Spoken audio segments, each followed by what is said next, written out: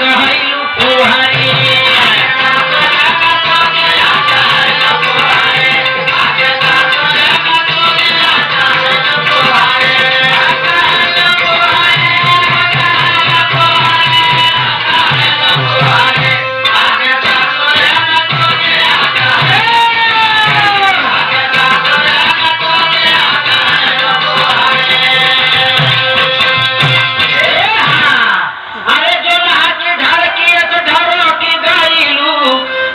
पीछे नहीं बुझलू बहा की गई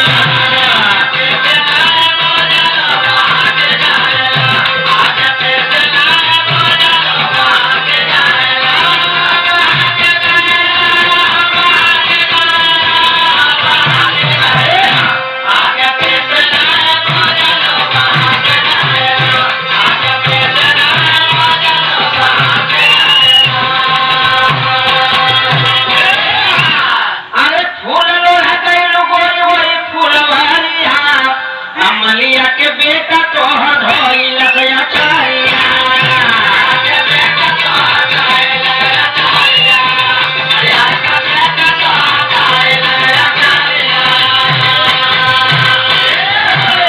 अरे नाकी में पहिर के तीन पातिया झूलानिया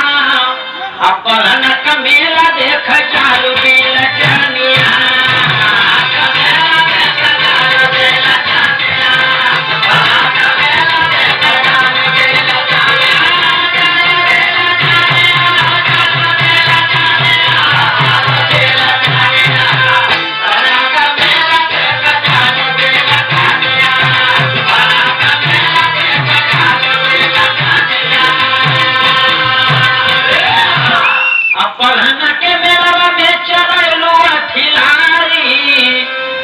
के बोलाव मन रखना हलवाई